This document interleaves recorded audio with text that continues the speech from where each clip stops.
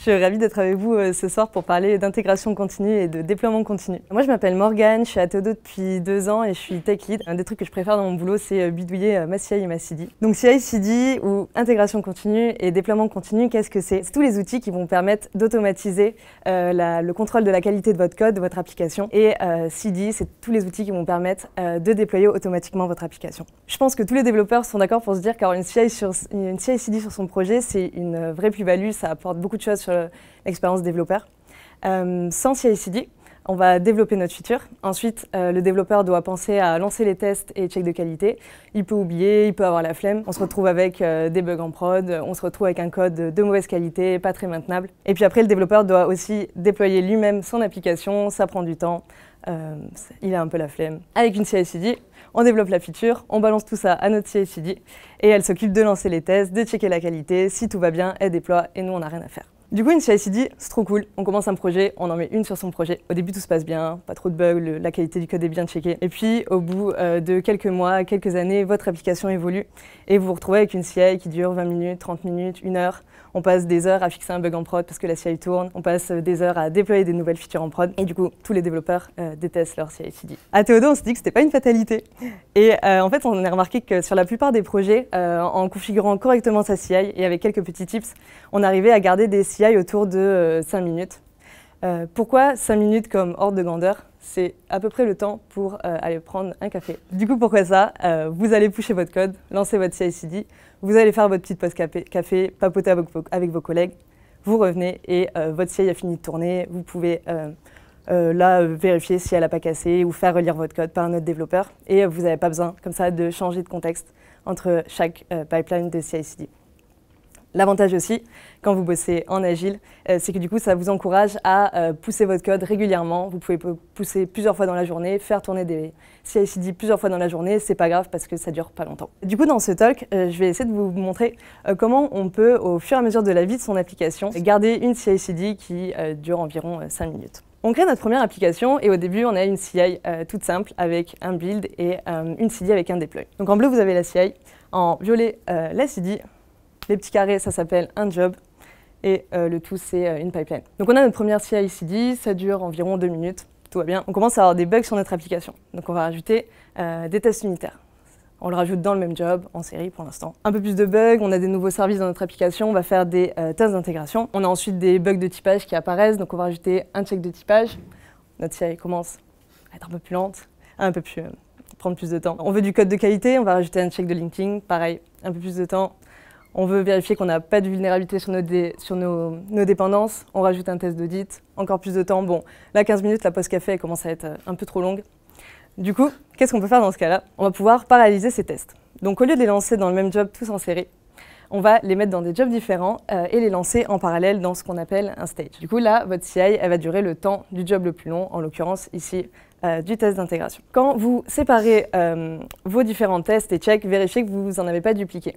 Ce qui m'est arrivé sur mon projet, où on avait une application front-end en Next, on s'est rendu compte que le job de build prenait beaucoup de temps. Et en regardant un petit peu à l'intérieur, on s'est rendu compte qu'en fait, par défaut, quand on fait Next build, on va avoir le check de l'int et le check de type qui sont lancés. Ça, on ne veut pas le faire parce que dans les autres jobs en parallèle, on lance aussi ce check, donc c'est pas la peine.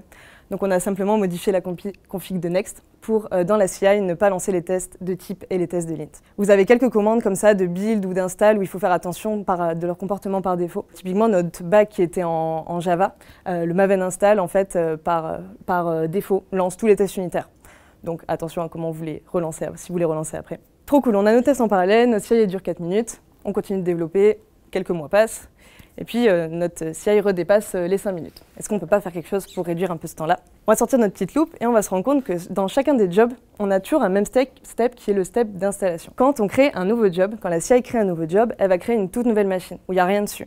Et on doit refaire toute l'installation et notamment l'installation des dépendances de notre application pour pouvoir lancer les tests, la builder, etc. Et ce temps d'installation, il peut prendre un certain temps. Pour gagner du temps là-dessus, on peut cacher les dépendances de son application. Les providers de CI, ils vous proposent d'utiliser le cache de la CI. Du coup, comment ça marche? Au lieu d'avoir tous nos jobs en parallèle ici, on va sortir le job de build, le mettre dans un stage qui s'exécutera avant les autres jobs. On va faire l'installation ici dans ce job de build et ensuite les dépendances qu'on aura installées, on va aller les stocker dans le cache de la CI.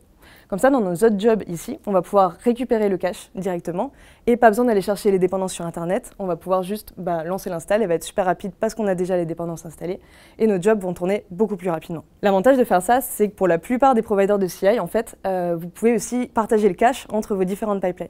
Donc en fait, vous allez pouvoir aussi comme ça accélérer l'installation du build. Par exemple, vous lancez votre pipeline le matin, vous cachez les dépendances, et puis la pipeline 2 heures après, vous récupérez les dépendances de la première pipeline du matin, et vous gagnez aussi du temps sur votre build. Quand vous définissez un cache, il faut faire attention à une chose qui est définir la clé de cache. La clé de cache, c'est la clé sous laquelle vont être stockées vos dépendances.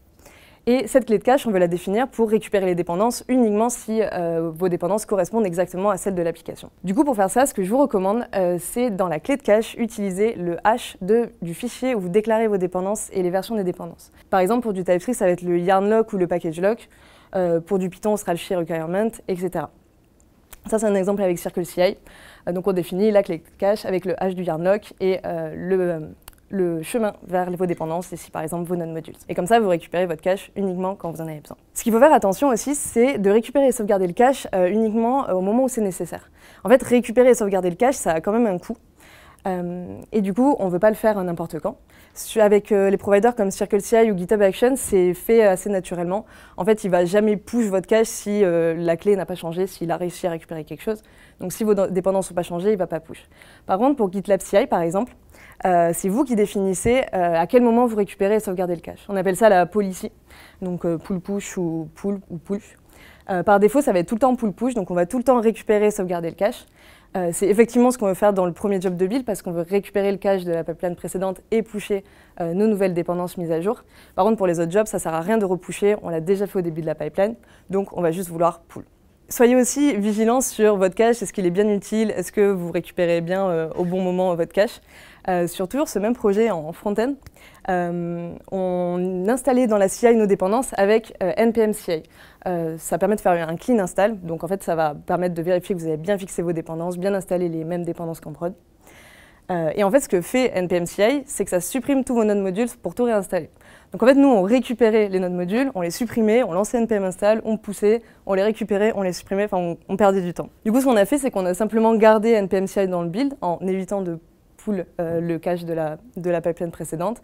On lance npm CI pour faire notre install clean et ensuite on utilise npm install pour réutiliser notre modules et gagner du temps. Cool, on a une CI de 4 minutes et puis notre application évolue, continue à avoir une grosse base de code.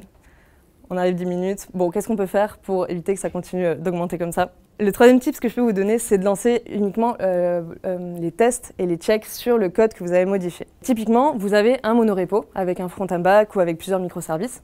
Si vous modifiez que le back, vous n'avez pas envie de lancer les tests et les checks front, vous avez envie de lancer juste les checks back. Ça va vous faire gagner beaucoup de temps, notamment si vous avez par exemple vos checks front qui sont beaucoup plus longs que vos checks back. Si vous modifiez que le back, vous lancez que le back, vous gagnez du temps sur la majorité de vos pipelines. Comment est-ce qu'on met ça en place? Pour la plupart des providers de CI, il y a une syntaxe assez facile. Ici sur GitLab CI, par exemple, juste vous dites si j'ai modifié dans le front-end, lance-moi juste la pipeline front-end. Si votre provider de CI ne propose pas ça, vous pouvez aussi simplement faire une condition sur le job et faire un git diff, regarder le code qui a été modifié. Voilà pour les 3 tips que je peux vous donner pour garder votre CI à peu près autour des 5 minutes, paralléliser les jobs, utiliser le cache et lancer les tests uniquement sur le code modifié. Merci pour votre attention. Je voulais savoir, parmi les providers de CI que tu as cités, lequel tu préfères ou lequel tu conseilles et pour quelles raisons? Parce que j'arrive pas à me décider moi en général. Moi j'ai utilisé pas mal GitLab CI, un peu CircleCI. CircleCI j'adore parce qu'ils ont une super feature qui est qu'on peut se connecter en SSH au container des jobs et c'est super pratique pour débugger. Surtout quand vous mettez en place du cache, des choses comme ça, votre job ne trouve pas le cache, vous vous connectez en SSH, vous relancez le job et puis vous pouvez fouiller où est-ce qu'il m'a mis mon cache, est-ce qu'il a bien sauvegardé. Donc ça c'est super pratique.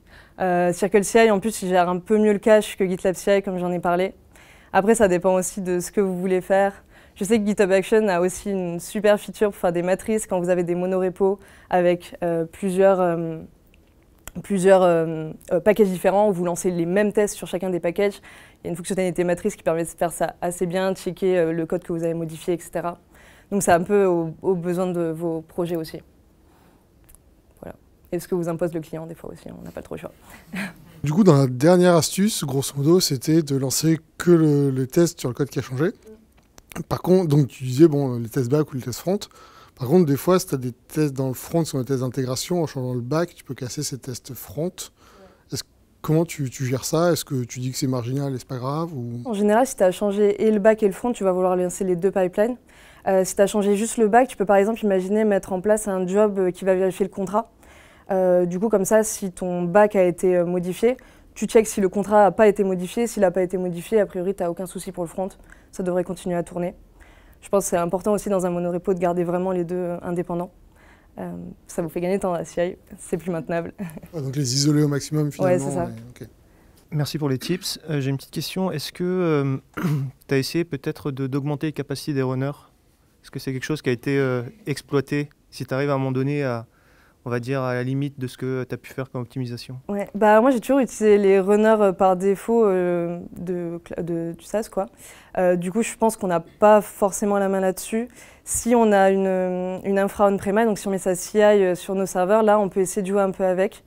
C'est à tester, c'est possible que ça marche mieux. Après, le problème aussi des infras comme ça sur serveur, c'est qu'il faut tout gérer soi-même. Les runners, souvent le problème inverse quand on est sur ces infras, c'est qu'on n'a pas assez de runners pour nos CI. Et du coup, en fait, par exemple, des astuces comme paralléliser, ça ne marche pas parce que si vous avez 5 textes que vous voulez tout paralléliser, en fait, vous n'avez que 2 runners dispo sur votre infra on-premise. Du coup, les 3 autres jobs vont devoir attendre. Mais c'est possible, par contre, que ce n'est pas possible d'augmenter les capacités. Et effectivement, ça peut permettre d'accélérer pas mal les tests, tout ça. Si vous avez déjà lancé les tests sur votre PC, vous avez vu que ça prenait beaucoup moins de temps que dans la CI. Ça peut être multiplié par 2-3, vu qu'elles ne sont pas très puissantes, en général.